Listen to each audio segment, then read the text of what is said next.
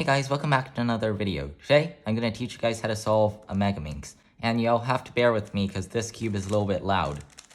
But before we actually get into the video, I have a couple of announcements. First of all, darn, that's a lot of subscribers! And second of all, I'm so sorry for the long gap between videos recently. I was really busy and I didn't have a good time to upload. But I'm still cubing, and now I'm back to making videos, so hopefully I'll try to lessen the gap between videos to about a week or two, but after this while, I'm gonna be back to making one video per week, and hopefully that'll go all smoothly. So you have to take this with a grain of salt, but a Megaminx is basically a 3x3 mod or modification, which means we're gonna use the same method on a 3x3 as the Megaminx.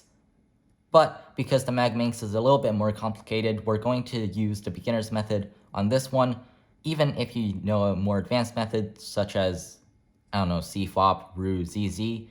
And if you want to review the beginner's method or you don't know it at all, there's going to be a link right there in a little info box. And so make sure to check that out if you need it. So if you've gotten to this point in the video, I'm guess either you watched my video or you already know the beginner's method pretty well. So the first step in solving this cube is pretty much to scramble it. So let's do that.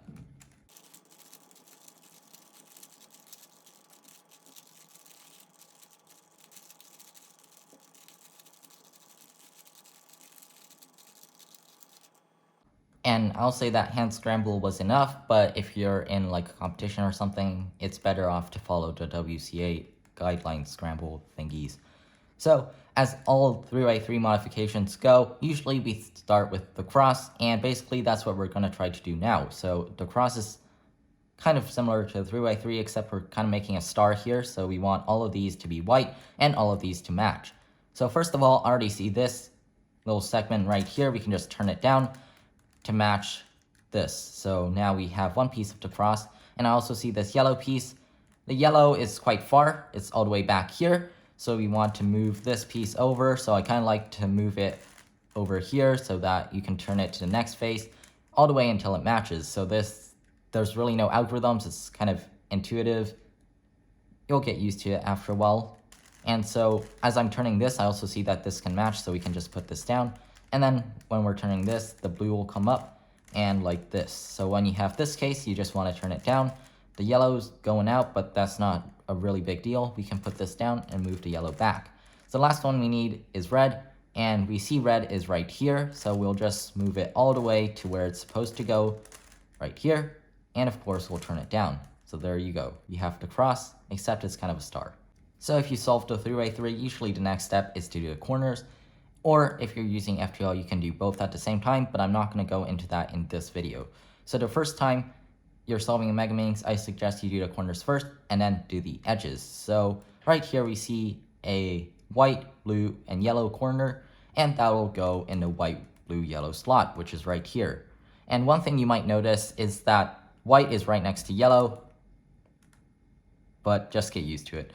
So we want to move this corner right here, and we're doing the same thing as I did with the cross edges. We're kind of just moving it around the cube until it gets where we want it to. And in this case, if it's facing up, we do the same algorithm we do in a normal 3x3. We just lift it up, do a, well, I guess you can say a U2, but it's more of like an F2 in this case, but you want to do that.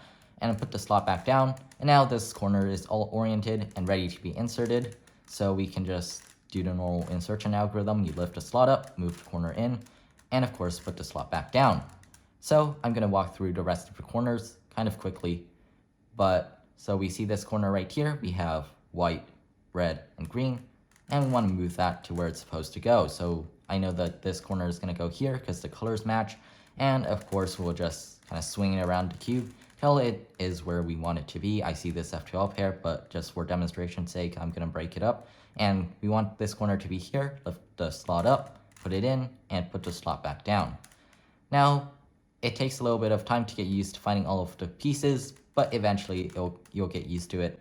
So we have this corner here. We want to lift the slot up, do a U2 or F2 depending on how you look at it, put the slot back down, and of course insert the corner. The next corner is right here, and when it's on the top layer, really simple. You just turn the correct side until it goes down to where you want it, And in this case, we're going to insert the corner like this, lift the slot up, put the corner in, put the slot back down. And for the final corner, I see it right here. We can move it right here. And if it's facing up, lift the slot up, U2, put the slot back down. And right here, we can just insert this corner. And there you go. We have basically the entire white layer complete. Alrighty, the next step is to get all of the edges in the correct position, as we also do on a 3x3. So on a 3x3, we're going to match up the correct edge to where it's supposed to go. So this edge is supposed to go right here, and we want to match up the correct side. So if it's oriented this way, we want to match it to the red. However, if the green was here and the red was up there, we want to match it like this, that the green is matching. But in this case, we want to match it like this. We'll do the same algorithm as we do on a 3x3. We take the corner out, and then we insert the pair. So right here, we put it back in. As always, the algorithm is displayed above if you need it for reference. The next pair we can do this one. So we have yellow and blue. Yellow and blue is right here. All we have to do is kind of move it around. And in this case, we have the edge in the same orientation again. So something like this.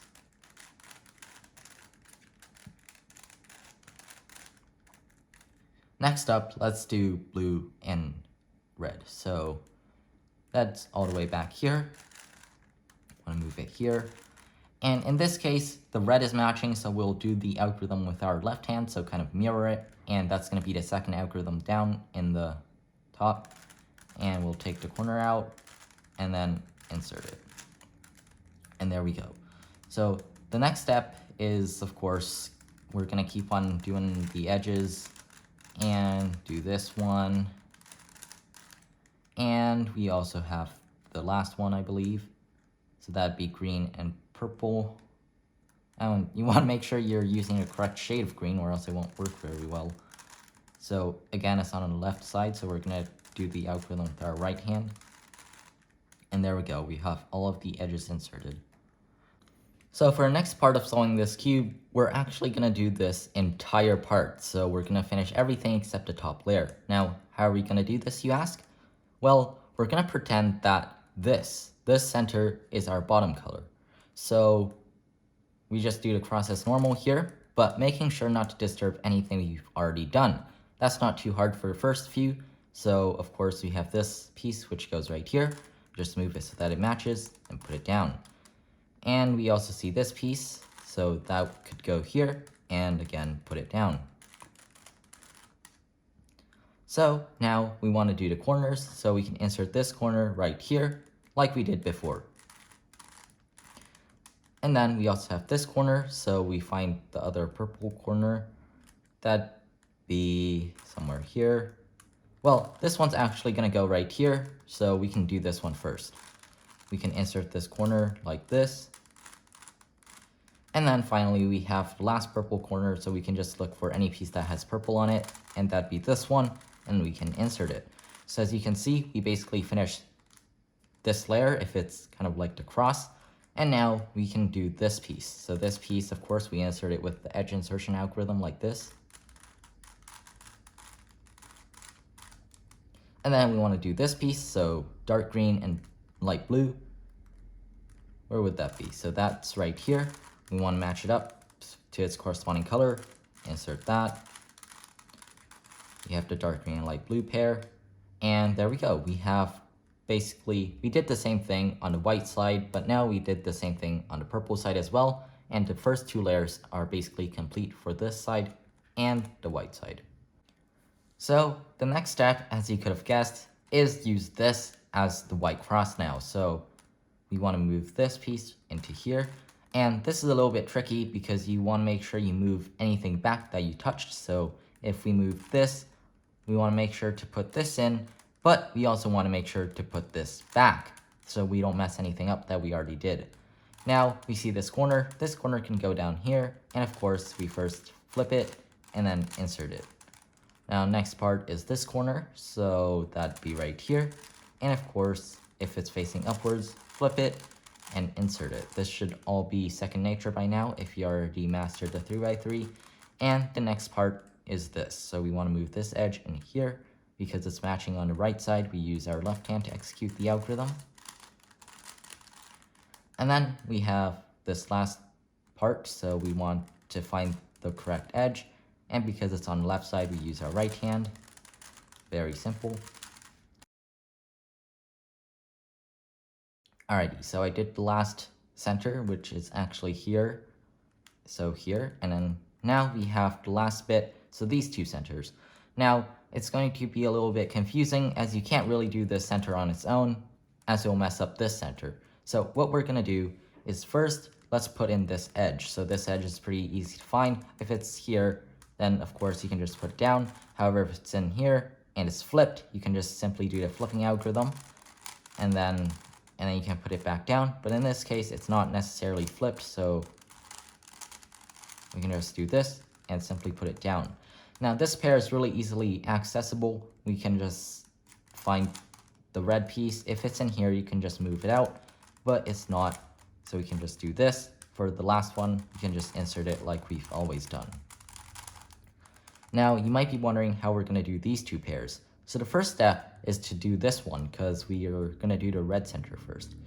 Now we want to turn this entire face counterclockwise like this, so that we have access to this pair and this pair right here. And we're gonna do this pair as if it's still in here without being, having the risk of messing everything up. So we can insert this red as if it's normal. So as you can see, if we move back down, it's gonna be normal. And then of course we can insert our last piece. And the last piece is going to be, so tannish and then the dark green, and that'd be this piece. So in this case, if it doesn't match, we're just going to match it with the other color because there's only two possibilities. And of course, we insert. So now we have everything done except this last pair. And we can do that quite simply by just inserting the corner and then inserting the edge. Just like that. So the next step, as normal, is to flip all of these edges to their correct orientation. Now for this, there's a couple of cases, like we have a normal 3x3. And because I don't have multiple Megaminxes, I can't really show them to you all at the same time, so I'm just going to go over them one at a time. So the first case is the dot case. So the dot case looks like this. If you just ignore all of the corners and ignore all of the colors, we see that the gray is like this. So you have the center connected to one edge that's solved correctly. And for this case, you can just execute F, R, U, R prime, U prime, or F sexy, and then you do F prime, and that'll get you to one of the other cases. So this is the next case. We have the center and three edges completed. And for this case, we actually want to face it away from us and do the same algorithm. So F, R, U, R prime, U prime, and then F prime. And so this is the last case you can run into. And as you can see, we're kind of simplifying it all into this case. Depending on which case you're already doing it, we're going to have to do that algorithm up there multiple times. So if you already have this case, then we're going to do the algorithm from this angle. So make sure you have the two edges facing towards your left and do this. And there you go. So now you have all of your top edges oriented. Now the next step to solving the Megaminx is to permutate all of the edges, which means to put them in a right position. There's a couple of cases that can come out of this. And the first one is if you just turn the top layer as much as you want, and two edges are aligned right next to each other. This is the best possible case, of course, next to all of them being solved. So the algorithm we want to use to orient permutate the rest of the three edges is displayed up above. It's very simple. I believe it's just a 2 generator, and it goes something like this.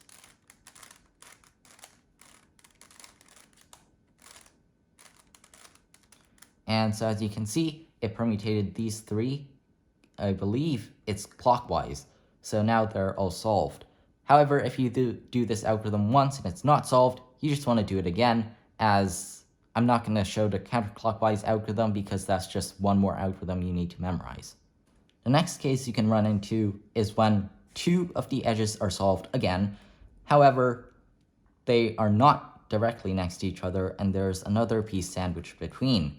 Now, we're going to take how we're using the algorithm. So we're using the algorithm to cycle these 3 pieces, and we want another piece to be right next to it that's the same. And now what we can do is we see that this blue can go right here, and the 2 will be next to each other. And because our algorithm cycles it clockwise, we're going to have to do it twice. So once again,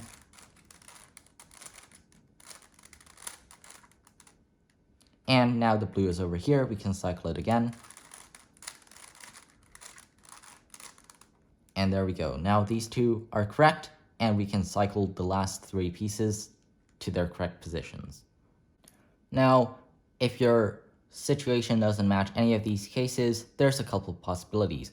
One, make sure to turn the top layer and check all of the edges, and then turn it again, check it again, and return to this video if you haven't gotten any of the cases after 5 rotations, which will return the cube to its original state. However, there's another case which is probably a possibility that I haven't gone through, and I'm no Megaminx expert, so I'm not sure if I've actually gone through all of the cases, but if you do run into that possibility, then just execute the algorithm from any angle, and it should get you into a case that, you can solve from the previous 2 cases. Now, as you can see, I adjusted the cube a little bit so I can demonstrate the cases better. So when you're doing the corners, the first step is to put all of the corners into the correct position, and then we want to twist the corners, and that's basically going to be all to solving this cube, and you should be done by then. So the first case you can run into is when one corner is correct. So this is similar to the case we had when one edge was correct, and you want to cycle the rest of the corners until we have a corner that is right next to it. So for this case, we actually want to cycle this corner into here so that it's all correct. And the algorithm we want to do is something like this.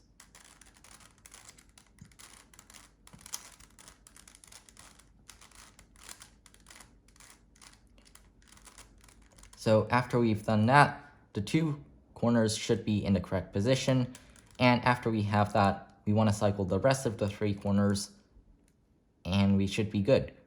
So there's also another case you can run into is when you actually finish all of the edges, the corners are already like this, so you can just cycle the rest of the 3 like I'm doing right now.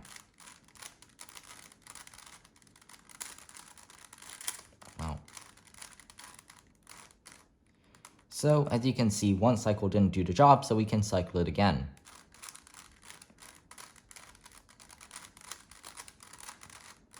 And again, I'm not going to teach you guys the counterclockwise cycle because it's just not worth the extra algorithm. If you're not into speed solving this thing and just want to solve it, then the clockwise algorithm should be enough for you. So as you can see, now all of the corners are in their correct position, but not necessarily twisted the right way.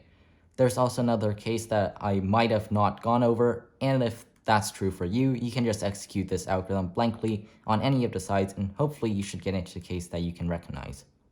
So next, we're just going to twist these corners back into their correct position. Well, we're actually going to do it in a more civilized way, which is this. So we want to turn it to the bottom. We want to execute the sexy move, or R, U, R prime, U prime, repeatedly on each corner until they're correct. If you watch my beginner's tutorial, you'll know that we're going to do this for the 3x3 corners as well.